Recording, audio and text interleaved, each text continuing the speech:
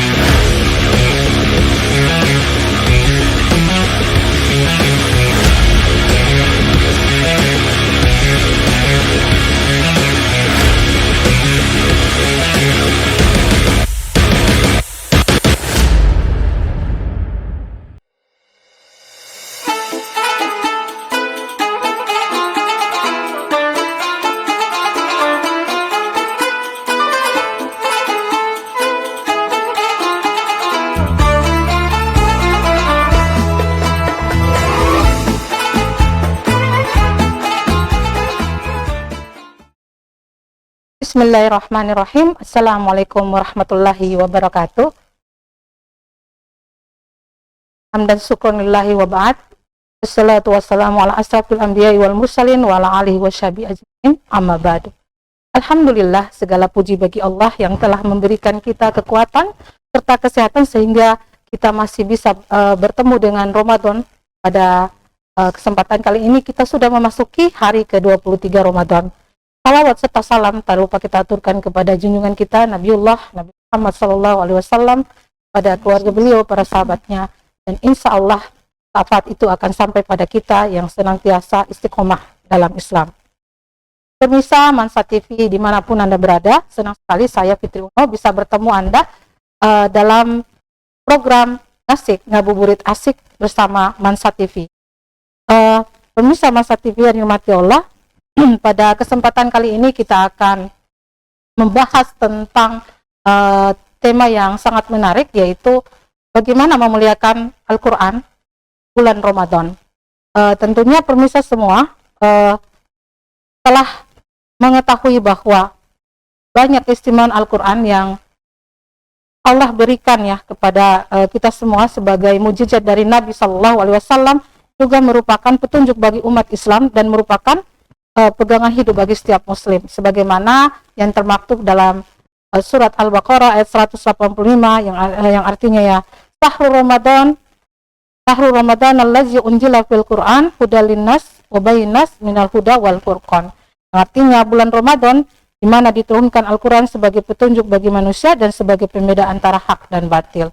Karena itu, sebagai hamba yang bertakwa, kita seharusnya terus berpegang pada Al-Qur'an dan As-Sunnah. Pada episode Ngabuburit kali ini kita akan membahas tentang kemuliaan Al-Quran, dan di studio kami telah hadir narasumber yang insya Allah bisa menginspirasi kita tentang bagaimana memuliakan Al-Quran.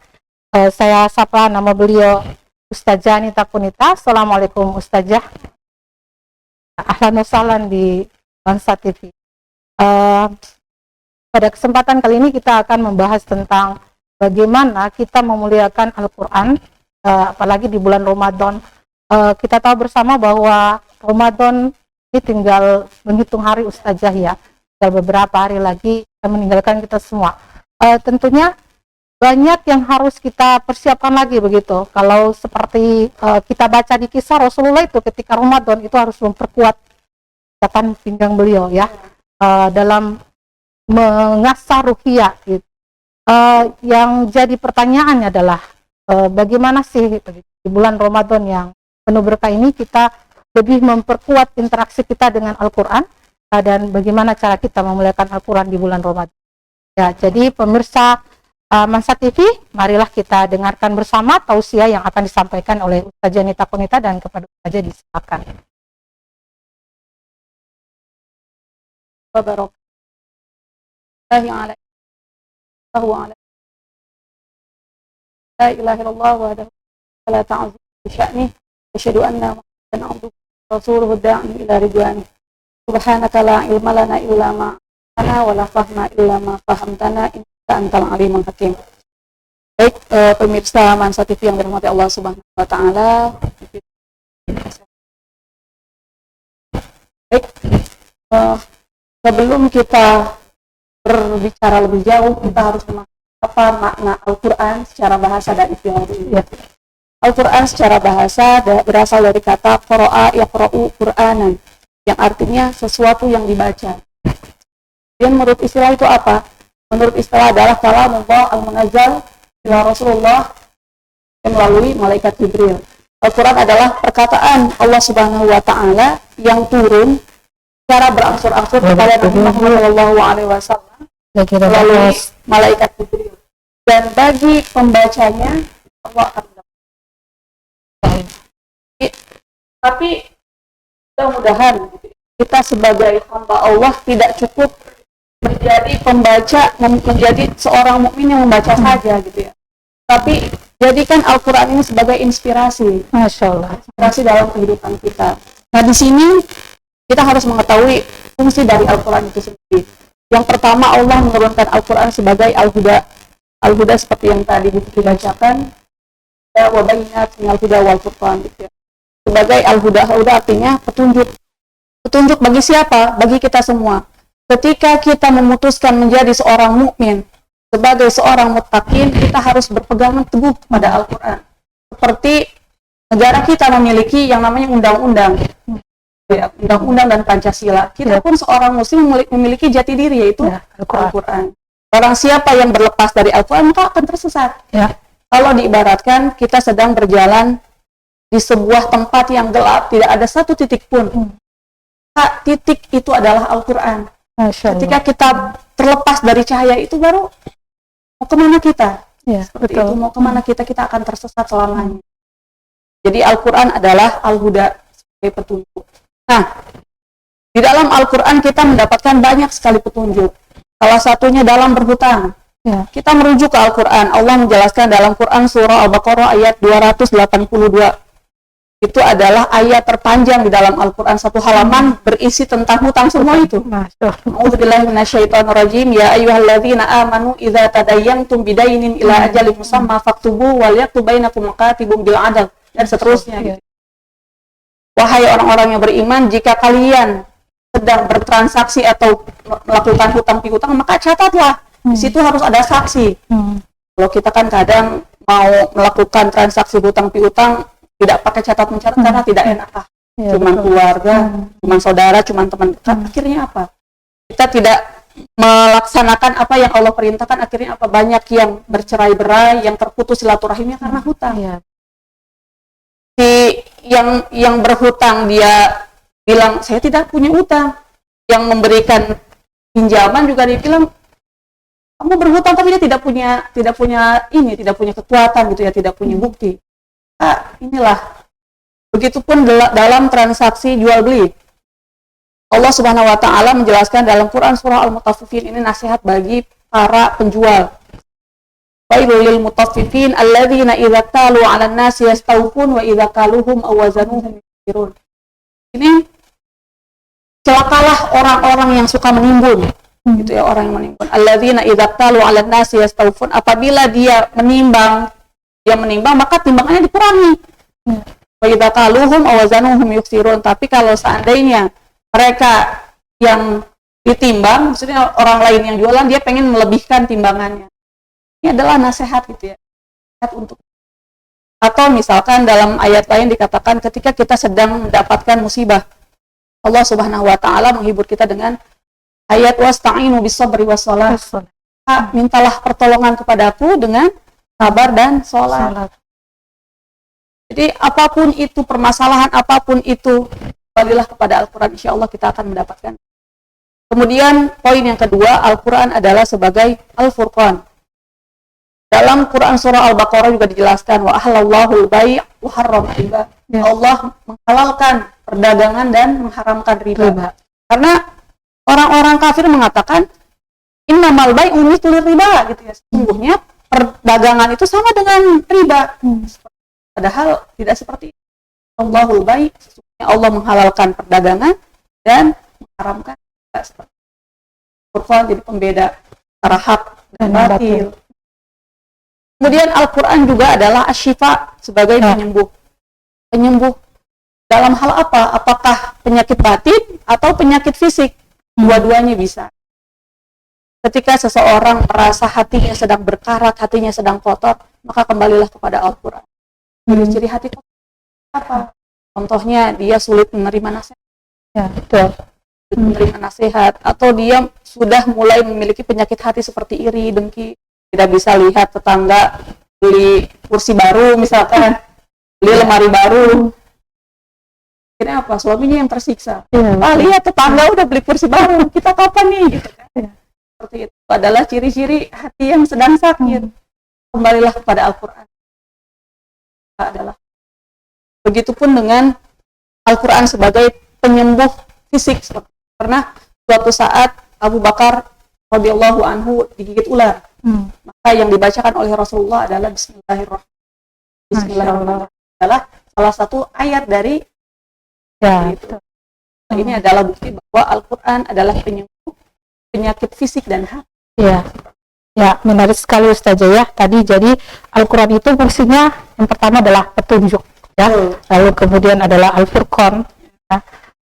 Dan yang ketiga ya kalau Al-Furqan itu adalah pembeda antara yang hak dan batil, dan yang menarik nih Ustazah tentang asyifa, ya, penyembuh gitu. Kita melihat fenomena sekarang begitu ya. Ketika teman sobat Mansa TV itu masuk pada generasi Z ya, ini yang tentunya mereka itu tidak luput dari yang namanya handphone. Ini yang susah sekali nih. Banyak dari mereka itu yang saya melihat ya, karena mungkin saya adalah sisinya adalah pengajar gitu sebagai guru. Banyak dari anak-anak itu lebih banyak menghabiskan waktunya main game ataupun main TikTok ketimbang baca Al-Quran itu ya.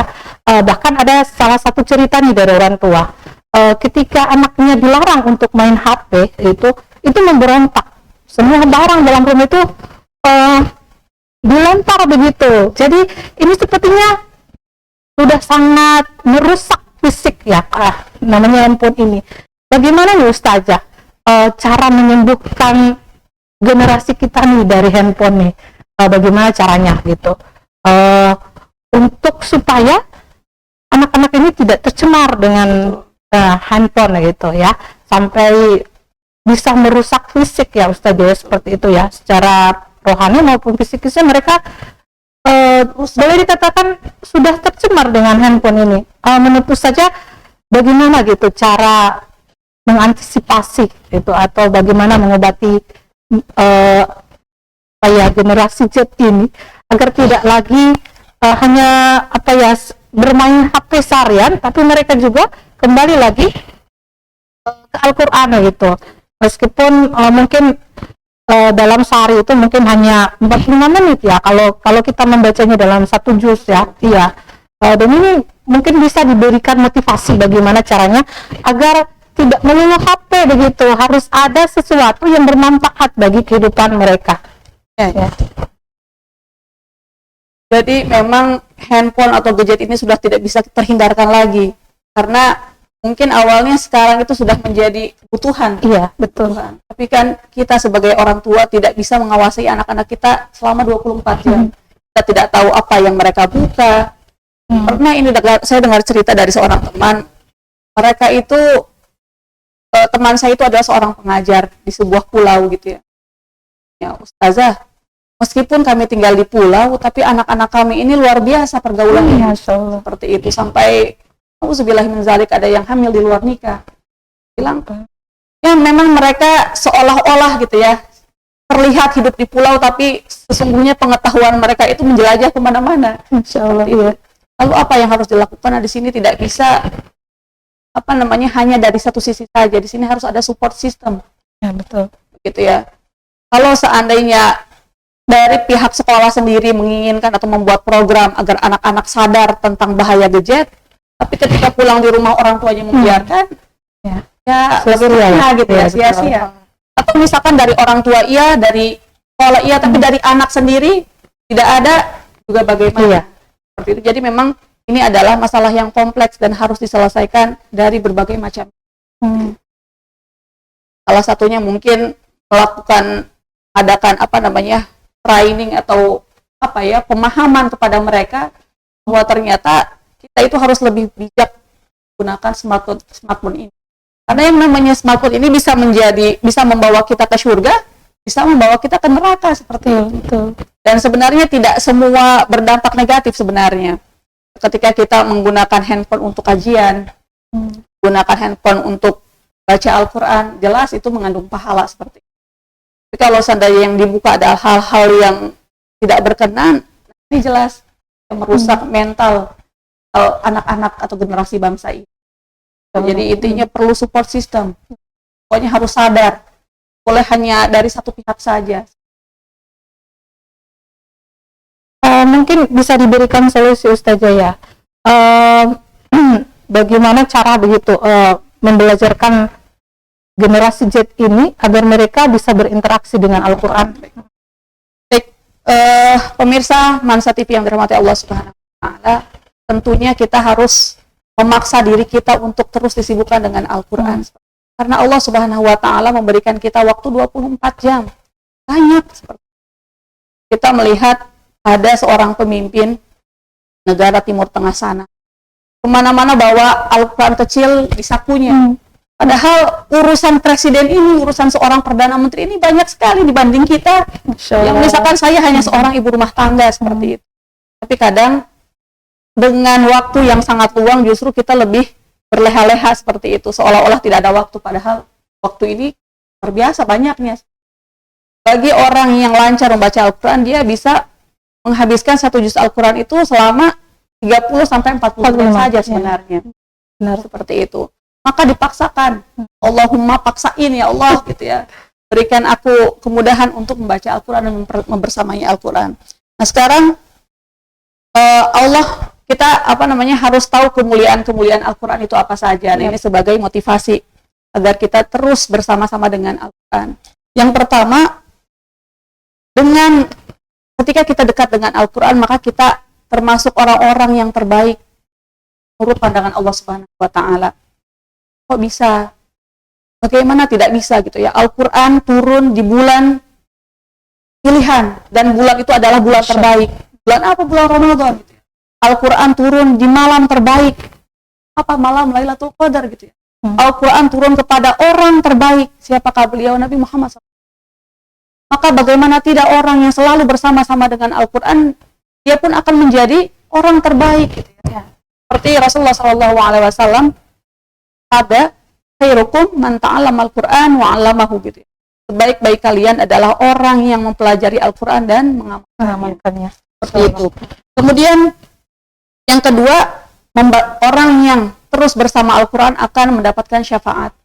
Rasulullah SAW bersabda, "Iqra'ul Qur'an fa innahu ya'ti yaumal qiyamah syafi'an li ashabihi." Bacalah Al-Quran, sesungguhnya dia akan datang di hari kiamat sebagai pemberi syafaat. Jadi di hari kiamat kelak, di mana tidak ada orang yang bisa menolong kita, harta dan anak-anak sudah tidak bisa membersamai kita, sudah tidak ada harganya lagi, orang lain sudah sibuk dengan urusannya masing-masing.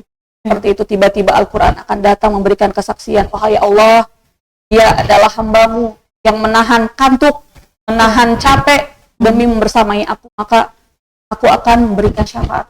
Masya Allah. Seperti itu adalah keutamaan membaca dan membersamai Al-Quran. Kemudian berikutnya, dengan membersamai Al-Quran kita akan selalu dalam rahmat Allah Subhanahu wa Ta'ala dan dalam ketenangan. Allah Subhanahu wa Ta'ala berfirman, "Ala bizikrillahi tatma'innul qulub." Sesungguhnya dengan berzikir hati menjadi tenang. Dan para ulama sepakat bahwa zikir di sini adalah membaca Al-Quran. Seperti zikir terbaik adalah membaca Al-Quran. Gitu. Jadi memiliki persoalan hidup apapun, kembalilah kepada Al-Quran. Ustazah, saya tidak dapat, maksudnya emang mendapatkan solusi dari mana? Minimal gitu ya. Ketika hati kita sedang kacau, dengan membaca Al-Quran hati menjadi tenang, maka kita pun akan lebih bijak menyelesaikan masalah. Ya. Sedangkan kalau seandainya kita lagi marah menyelesaikan masalah, hasilnya pun tidak serapih, tidak sebijak ketika hati kita atau pikiran kita sedang tenang. Gitu. Kemudian yang keempat, ketika seseorang gitu ya menghafal dan membaca Al-Quran akan mendapatkan kemuliaan baik untuknya maupun orang tuanya. Seorang anak yang menghafal dan membaca Al-Quran, maka dia akan mendapatkan posisi terbaik di sisi Allah Subhanahu wa Ta'ala. Begitupun orang tuanya mereka akan mendapatkan pakaian kehormatan dari Allah Subhanahu. Luar biasa gitu ya. Ketika seorang anak berpikir untuk membahagiakan orang tuanya, kira-kira mau dikasih apa ya? Betul. Dikasih apa ya? Ya. Padahal ada yang lebih baik daripada materi, Masya Allah. Ya. yaitu Al-Quran. Jangan sia-siakan kesempatan ini selama Allah masih menitipkan nafas, selama Allah masih memberikan kesempatan kita untuk memperbaiki diri. Dan yang terakhir, nah ini banyak ini kejadian, akhirnya orang nggak mau baca Al-Quran karena merasa nggak bisa baca Al-Quran, atau Ya. misalkan saya ini sudah terlambat. Pernah saya memiliki seorang murid gitu ya, umurnya sudah di atas 40 tahun, bilang 50. Dia semangat membaca Al-Quran, belajar Iqra, dari Iqra 1, dari huruf alif, ba, ta, sa, sampai akhirnya perlahan dengan istiqomah, akhirnya alhamdulillah bisa menghatamkan Al-Quran, bahkan sudah mulai menghafal Al-Quran. Masya Allah. Masya Allah. Ini umur menjelang 50 tahun, apalagi ini generasi Z Iya, masih betul. berumur belasan tahun. Ayo gitu ya, semangat belajar Al-Quran, karena yang namanya maut itu terus mengintai. Iya, betul. Tidak ada jaminan anak muda itu umurnya panjang, tidak ada yang bisa menjamin. Kadang ada perkataan, oh saya takjub dengan si fulanah meninggal dalam keadaan sujud, saya takjub dengan fulanah yang meninggal dalam keadaan membaca Al-Quran. Dan itu tidak serta-merta seperti itu, tiba-tiba orang tersebut meninggal dalam keadaan membaca Al-Quran, tidak.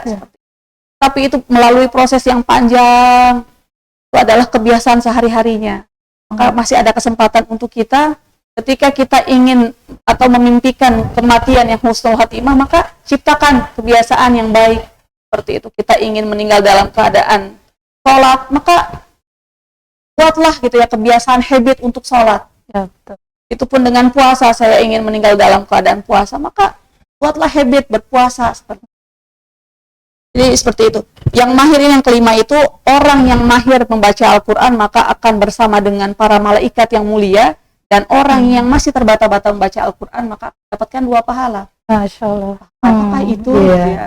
Pahala membaca Al-Qurannya dan pahala melawan kesusahannya. Dia bersusah payah biar susah, baca lagi biar susah, baca lagi. Betul. Gitu ya. Karena Rasulullah SAW bersabda, man qara'a harfan min kitabillah falahu bihi hasanah. Barang siapa yang membaca satu huruf dari Al-Quran, maka dia mendapatkan satu kebaikan. Wal hasanah bi asyri amsalihha, dan satu kebaikan akan Allah lipat gandakan menjadi 10 kebaikan gitu ya. La aqulu alif lam mim. Saya tidak mengatakan alif lam mim harfun. Hanya satu huruf, bal alif harfun, lam harfun, mim harfun. Jadi masing-masing satu huruf. Masya Allah. Bilang alif lam mim saja, baca alif lam mim sudah dapat 30 pahala seperti itu. Oke, Ustazah. Menarik sekali perbincangan kita saat ini ya. Bagaimana kita membaca Al-Quran itu dihargai gitu, yang terbata-bata saja dihargai 2 kebaikan Ustazah ya. Apalagi ketika kita misalkan mulai dengan basmalah, Bismillahirrahmanirrahim, itu kan hitungannya mulai dari alif ya. Ya. Berapa huruf di dalam basmalah itu? Kalau saya nggak salah 19 huruf ya. Belum fakolnya. Ya, Masya Allah. Berarti dikali 2 gitu Ustazah. Itu baru terbata-bata. Bagaimana kalau lancar? Dan untuk membahas ini, jangan kemana-mana dulu pemirsa Mansa TV. Masih tetap berada di Ngasik Ngabuburit Asik, dan kita akan kembali setelah yang asik berikut ini.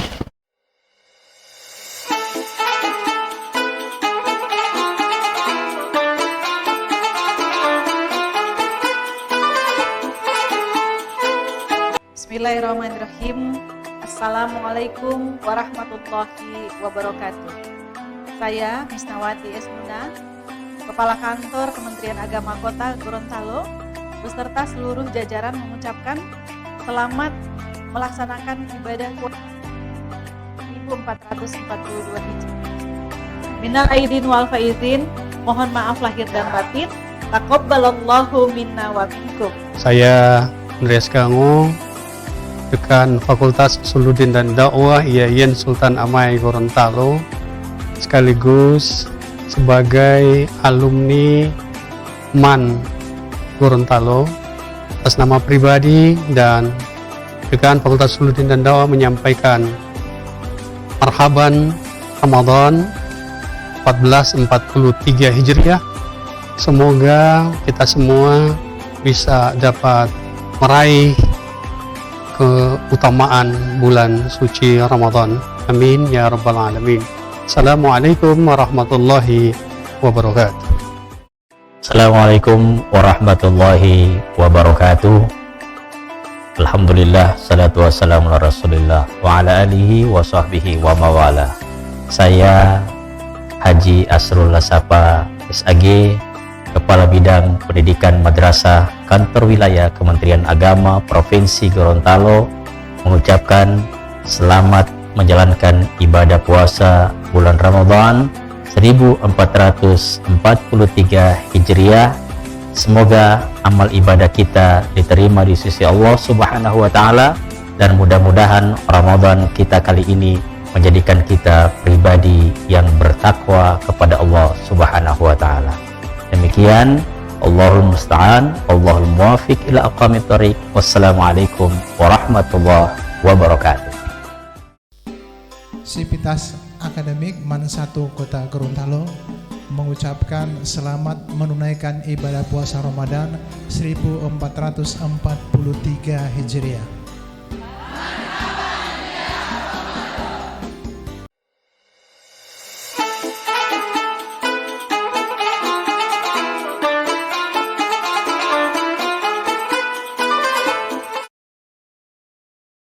Pemirsa Mansa TV yang dirahmati Allah, kembali lagi bersama kami di program Nasyid Ngabuburit Asyid bersama narasumber yang sangat menginspirasi kita.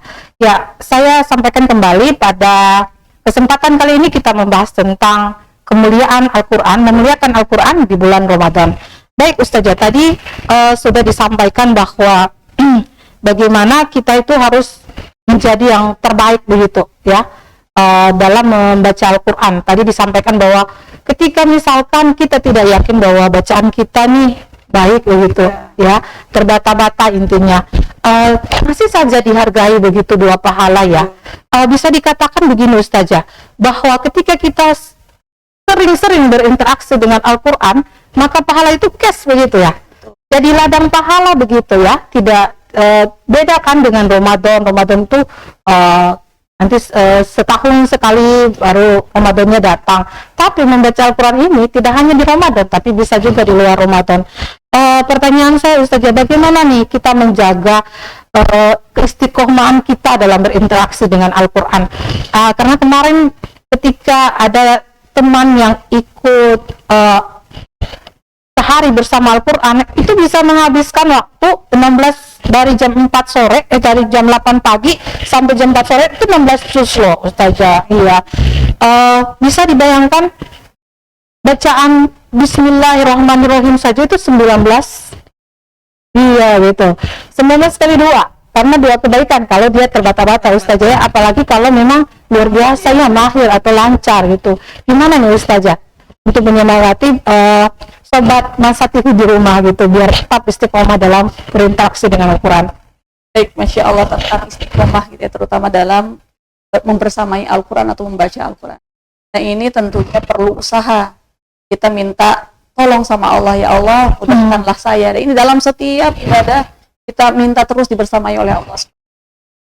Nah, yang pertama adalah menyusun jadwal. Ya betul. Kita seperti jadwal makan, ada yang namanya sarapan, makan siang, makan malam atau makan sore gitu ya buat yang diet. Seperti itu. Begitupun dengan membaca Al-Quran, kita harus punya jadwal khusus, waktu khusus. Saya punya seorang teman, ya aktivis, sibuk, punya anak kecil-kecil, tapi hafalan dan bacaan Al-Qurannya luar biasa. Iya. Saya tanya, Masya Allah. seperti apa? Ya. Bilang, saya itu punya sebuah ruangan khusus di pojok kamar saya. Suami saya yang bikinkan. Padahal cuma ruangan kecil, hanya ditutup oleh lemari. Pokoknya anak-anak saya tahu kalau saya sudah masuk ruangan itu berarti saya sedang bersama dengan Tuhan, dan Masya Allah. it's me time gitu. Yeah, Ini adalah my time itu Al-Quran. Iya, nggak boleh ada satupun yang mengganggu, dan memang anak-anak dan suaminya pun paham kalau dia Masya sudah Allah. masuk di ruangan itu udah nggak bisa diganggu, sedang bersama. Kita punya jadwal khusus, dan ketika kita tidak sempat dengan jadwal itu maka diganti di waktu yang lain. Ya. Gitu. Jadi ada ikop ya, Ada ikop. intinya ada ikop. Ya. Tapi jangan sering-sering menghabiskan waktu, nanti akhirnya tidak disiplin lagi gitu. Tidak disiplin. Jadi punya waktu khusus untuk terus bersama Al-Qur'an. Seperti itu.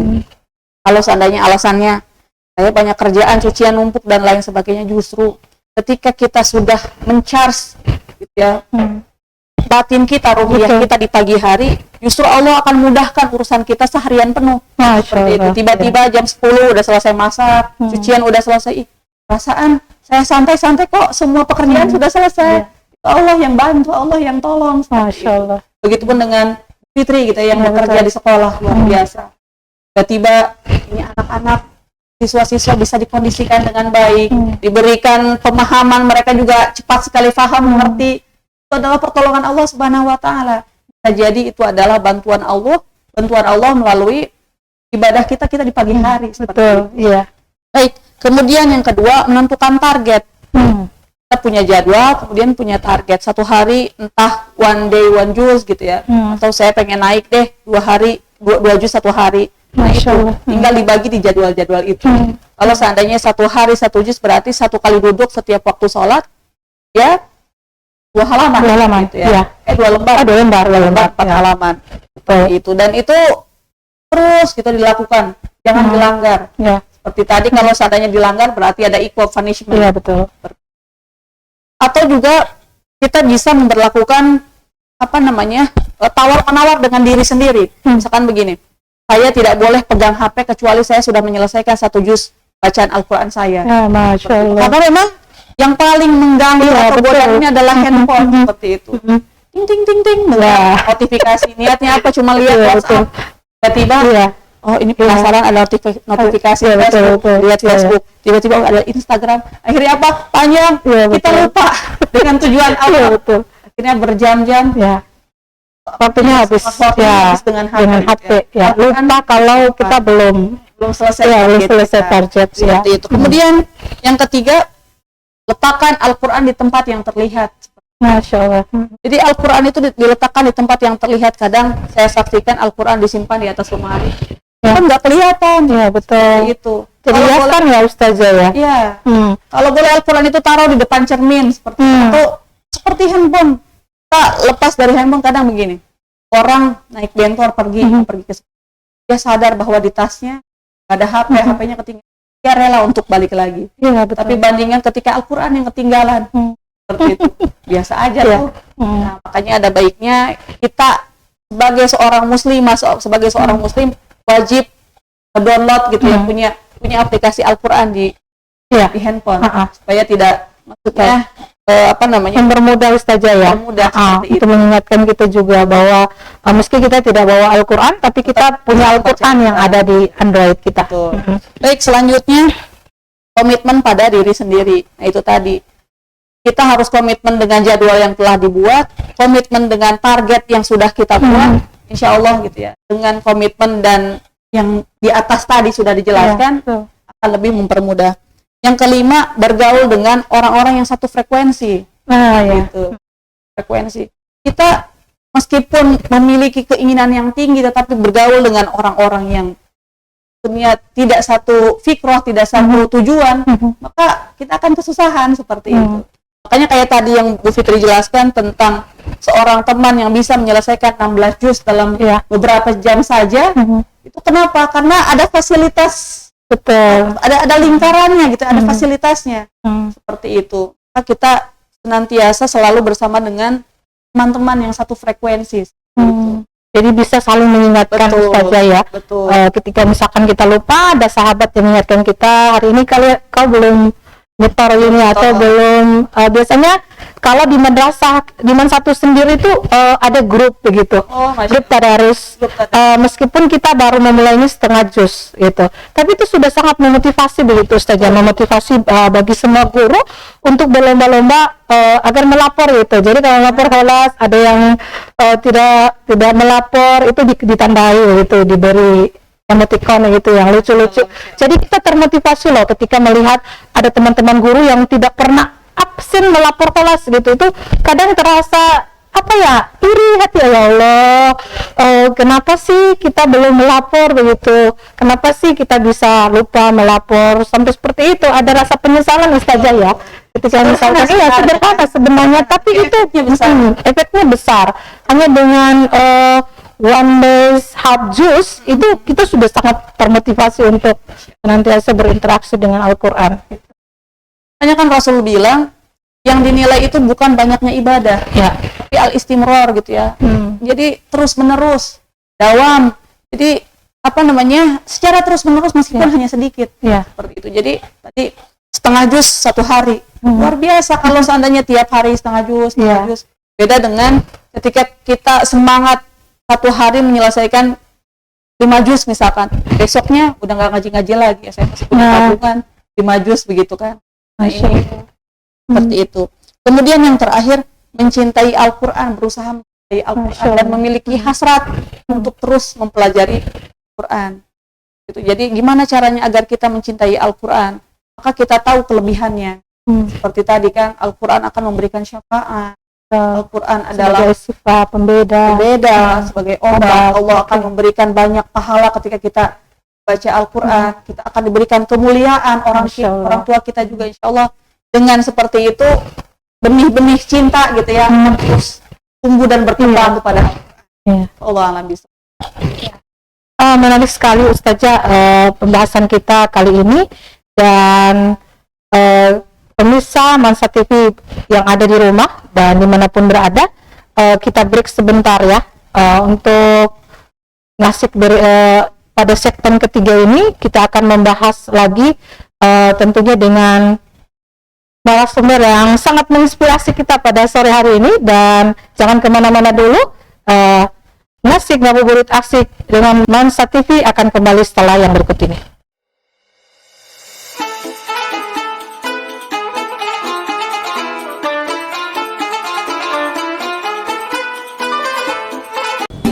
Bismillahirrahmanirrahim. Assalamualaikum warahmatullahi wabarakatuh.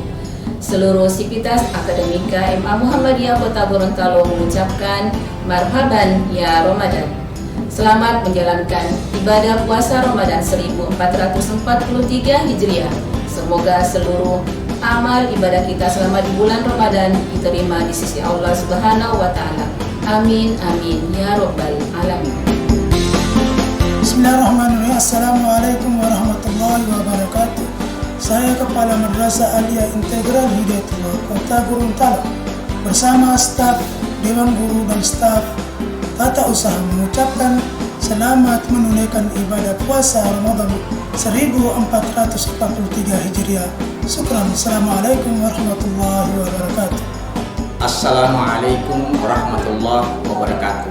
Saya atas nama Kepala Madrasah Aliyah beserta seluruh keluarga besar Pondok Pesantren Al-Herat Kota Gorontalo mengucapkan marhaban ya Ramadan.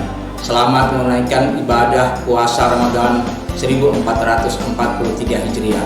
Semoga amal ibadah kita diterima di sisi Allah Subhanahu wa taala. Amin amin ya rabbal alamin. Wallahu musta'an. Assalamualaikum warahmatullahi wabarakatuh. Dharma Wanita Persatuan Mansatu Kota Gorontalo mengucapkan selamat menunaikan ibadah puasa Ramadan 1443 Hijriah. Marhaban ya Ramadan.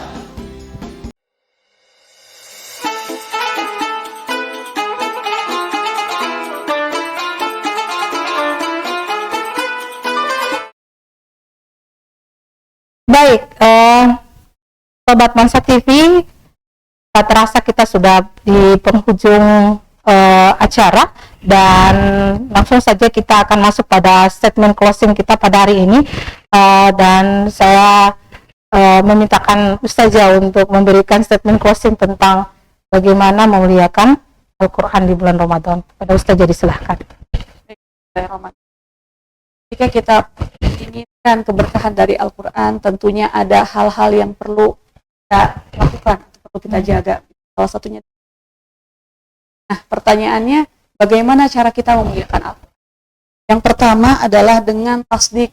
Tasdik itu kita percaya bahwa Al-Quran adalah kalam Allah yang turun dari Allah Subhanahu wa taala. Ketika kita yakin bahwa di dalam Al-Qur'an terdapat perintah dan larangan, maka kita bersegera taat tanpa bertanya, patuh tanpa bertanya juga gitu ya. Masya Allah. Saya baca, saya yakin isinya, insya Allah saya akan laksanakan juga. Kemudian yang kedua adalah tilawah dengan bacaan yang benar. Tidak ada alasan untuk tidak belajar, seperti tidak ada kata terlambat. Kita belajar, apalagi sekarang banyak yang memfasilitasi kita untuk bisa belajar Al-Quran.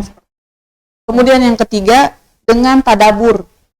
Tidak cukup dengan tilawah, kita pun perlu tadabur. Untuk apa? Agar tahu kandungan dan makna Al-Quran lebih dalam lagi. Seperti Allah menciptakan buah pisang. Dari buah pisang saja kita dapat belajar kekuasaan Allah. Pisang dengan berbagai macam jenis pisang. Dari yang paling kecil gitu ya, sampai pisang tanduk yang besar. Seperti itu, rasanya pun berbeda-beda. Ada yang agak asam, ada yang sepet, ada yang manis. Pisang raja yang kalau digoreng enak sekali. Subhanallah. Dari pisang saja kita bisa tadabur. Dari semut saja kita bisa tadabur. Ya, betul. Kekuasaan Allah itu luar biasa. Kemudian selanjutnya dengan tablik. Ketika kita sudah membaca, memahami makna Al-Quran, maka tablik sampaikanlah walau satu ayat. Karena ini adalah ilmu adalah amanat dari Allah Subhanahu wa taala, dan insya Allah akan lebih berkah dan berkembang ketika kita mau. Dan yang terakhir adalah tahfiz, baca, menghafal Al-Quran, mencoba untuk menghafal Al-Quran. Banyak yang bilang, sulit ustazah menghafal Al-Quran, itu tantangan sekali. Justru ketika kita sangat sulit membaca Al-Quran, justru sebenarnya Al-Quran sedang merindukan kita. Peluk iya gitu ya. Dia ingin lebih berlama-lama dengan kita. Beri terus haknya. Ya Allah, dengan kegigihan kita terus menghafalan Al-Quran, maka ayat-ayatnya pun akan lama melekat di benak kita. Wallahu a'lam bishawab. Semoga Allah memberikan kita istiqomah dan terus bersama Al-Quran hingga akhir hayat seperti itu. Baik. Jadi kesimpulannya adalah bahwa kita harus senantiasa tetap istiqomah dengan berinteraksi dengan Al-Quran. Pemirsa Mansa TV, sebaik-baik manusia adalah orang yang belajar Al-Quran dan mengajarkan Al-Quran. Semoga penyampaian tadi dari Ustaz Janita Konita bisa menginspirasi Sobat Mansa TV di rumah, dan kami segenap kru yang bertugas mengucapkan selamat berbuka puasa dan terima kasih atas perhatiannya. Wallahu a'lam bishawab. Wassalamualaikum warahmatullahi wabarakatuh.